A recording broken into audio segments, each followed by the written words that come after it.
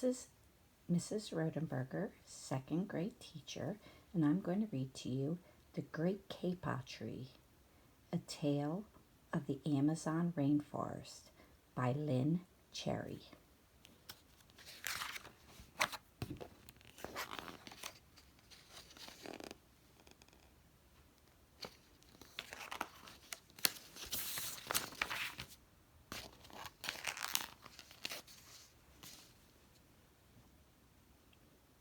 Two men walked into the rainforest. Moments before, the forest had been alive with the sounds of squawking birds and howling monkeys. Now, all was quiet as the creatures watched the two men and wondered why they had come. The larger man stopped and pointed to the great kapok tree. Then he left.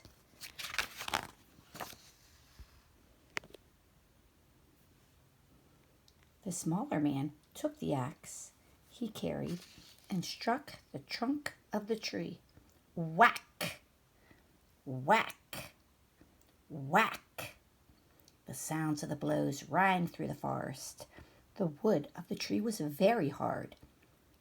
Chop! Chop! Chop! The man wiped off the sweat that ran down his face and neck. Whack! Chop! Whack! Chop! Soon the man grew tired.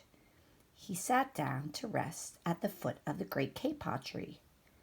Before he knew it, the heat and the hum of the forest had lulled him to sleep.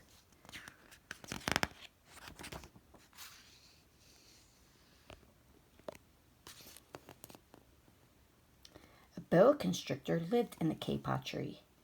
He slithered down its trunk to where the man was sleeping. He looked at the gash the axe had made in the tree. Then the huge snake slid very close to the man and hissed in his ear, "Signor, this tree is a tree of miracles. It is my home, where generations of my ancestors have lived. Do not chop it down."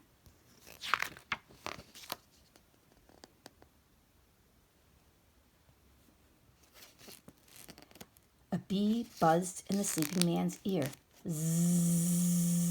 "Signor, my hive is in this kapok tree, and I fly from tree to tree and flower to flower, collecting pollen.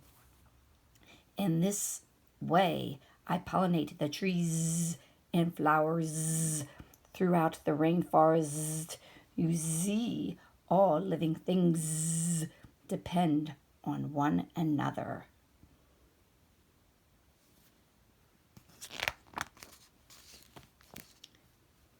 A troop of monkeys scampered down from the canopy of the kapok tree. They chattered to the sleeping man. "Signor! We have seen the ways of the man. You chop down one tree, then come back for another and yet another. The roots of these great trees will wither and die. There will be nothing left to hold these trees in place, the earth in place.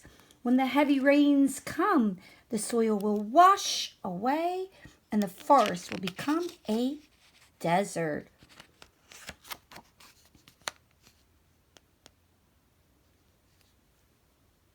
A toucan, a macaw, and a cock of the rock flew down from the canopy. "Signor," squawked the toucan, "you must not cut down this tree. We have flown over the rainforest and seen what happens when you begin to chop down the trees. Many people settle on this land.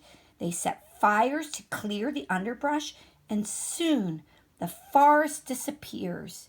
Where once there was life and beauty, only black and smoldering ruins remain."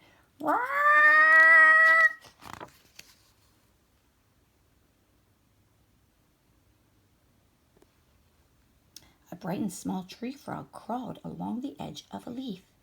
In a squeaky voice, he piped in the man's ear. Senor, a ruined rainforest means ruined lives. Many ruined lives. You will leave many of us homeless if you chop down this great kapok tree.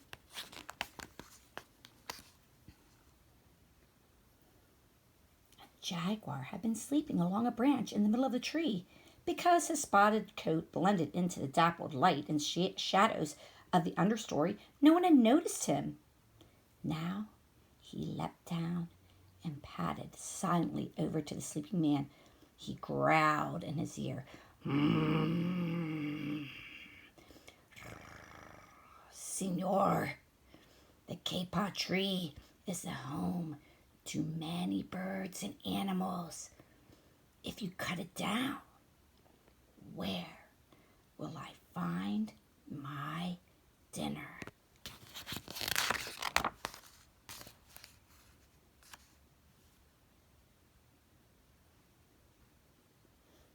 Four tree porcupines swung down from branch to branch and whispered to the man.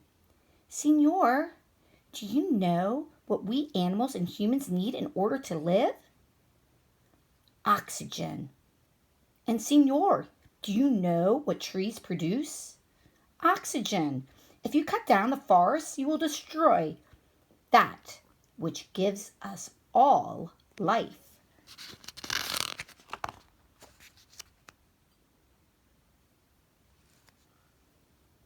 Several anteaters climbed down the kapok tree with their young clinging to their backs.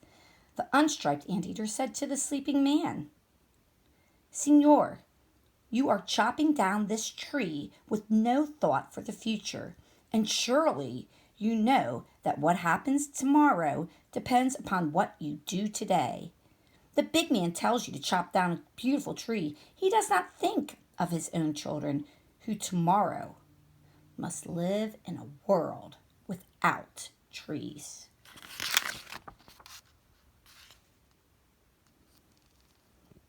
A three-toed sloth had begun climbing down from the canopy when the man first arrived.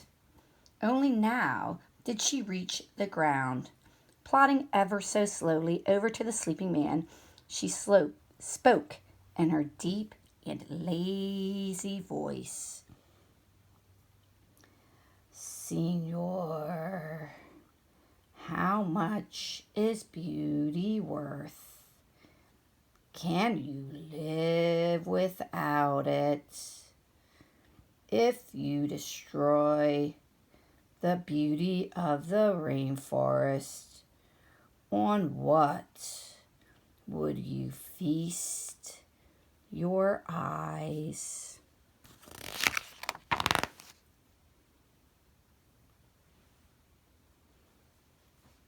A child from the Yanomamo tribe who lived in the rainforest knelt over the sleeping man. He murmured in his ear, Senor, when you wake, please look upon us all with new eyes.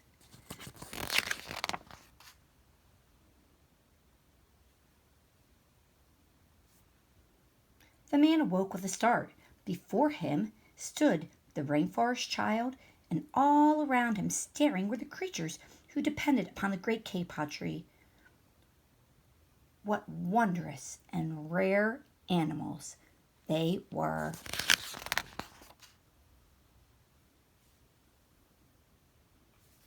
The man looked about and saw the sun streaming through the canopy. Spots of bright light glowed like jewels amidst the dark green forest. Strange and beautiful plants seemed to dangle in the air, suspended from the great kapok tree. The man smelled the fragrant perfume of their flowers. He felt the steamy mist rising from the forest floor. But he heard no sound, for the creatures were strangely silent.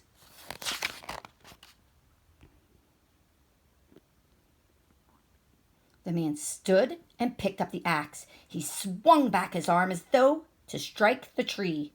Suddenly, he stopped. He turned and looked at the animals and the child.